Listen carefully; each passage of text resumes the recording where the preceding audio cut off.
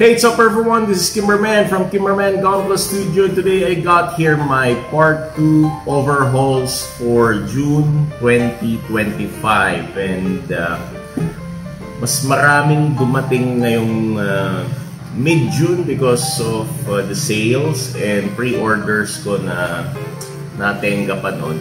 So akala ko last na nung pinost ko noong June 1 pero may dumating pa pala. So pahabol na to, hindi ko na pahabuti ng July since this all came from June. And as you can notice, later on, I buy mostly the band kits. But still, I can buy Bandai. Nagustuhan ko kasi mga the band kits because of the challenges na na-encounter ko dun sa kit. So, hindi nakaka-board i-build, kaya ganun. So let's start on the overhauls sa mga nabili ko ngayon. Still, I got the band, by the way. So I got the Master Grade Master Gundam from G Gundam series. So isa sa mga paborito kong kontrabida sa epic sa series na yun, si Master Asia. Although naging ano naman siya, parang mabait naman in the end nung namatay na siya. Pero still, I like his character. I like the mentorship niya kay Domon Cashew. And now, I am happy to buy this. Actually, nag-hesitate ako bilhin to. Kasi before, I don't like antagonist kits. But now, nagsawa na ako sa mga protagonists. So, I bought some of my favorite antagonist kits sa lahat ng Gundam series. So, one of them is Master Asia. There, I got Master Asia's Master Gundam, and I got here Rambaral's Goof from Mobile Suit Gundam, and isa rin sa mga paborito kong kit or design ng Zeon kasi ano siya, yung parang melee expert or melee type of mobile suit nila. So, ang ganda. Robot na may latigo tsaka may sword. Tapos yung isang kamay nito is yung may parang baril-baril siya. Ganun. So, Rambaral is isa sa mga nagustuhan ko ding character. Mas na-appreciate ko siya dun sa The Origin, dun sa story ng The Origin. Kasi dun sa previous na Mobile Suit Gundam, parang pure kontrabida lang ang dating niya sa akin, pero na-appreciate ko yung pagiging ano niya, pagiging somehow supporting character dun sa Gundam The Origin. Kasi isa siya sa mga nag-save nung kay Casball, nung kay Char Aznavour, nung maliit pa sila. So now I got this Master Grade here, Goof from Bandai. Okay? And po naman tayo sa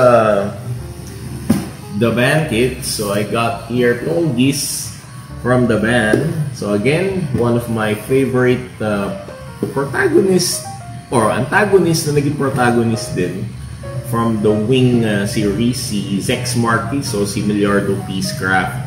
So actually I am thinking if I will buy the Bandai, but luckily Mech Player issued or released the band version. So para mas makatipid ako ng konti, I bought the band version because the band is also good.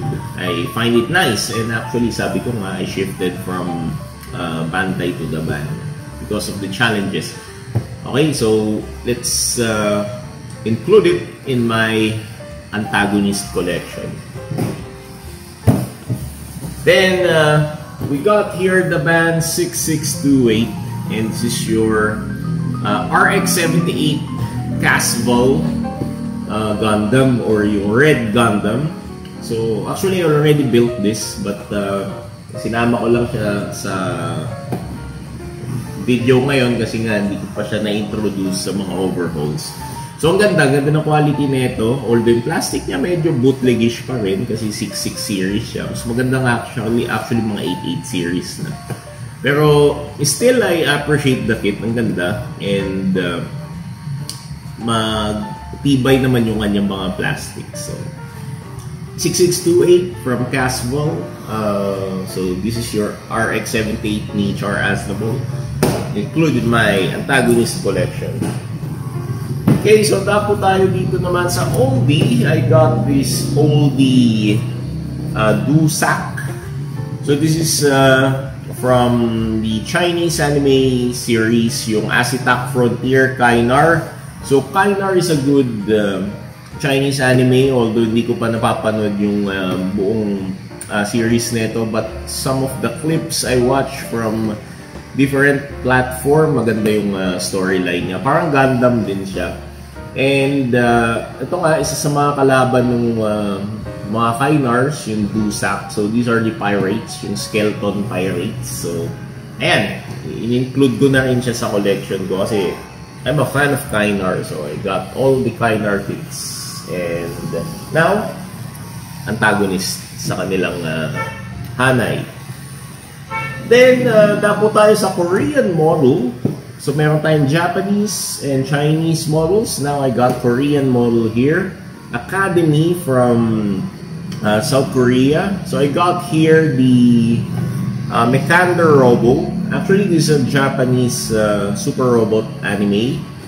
But, Korea got the partnership from Japan to do some of their work. So I got the Academy model kit Panzer World Galleon, and now this is my second Academy model kit, which is yung Mekander Robo. So medyo may kamahalan siya kasi ewan ko, pag mga Academy medyo mahal eh. Pero still I managed to buy the cheaper one from Shopee.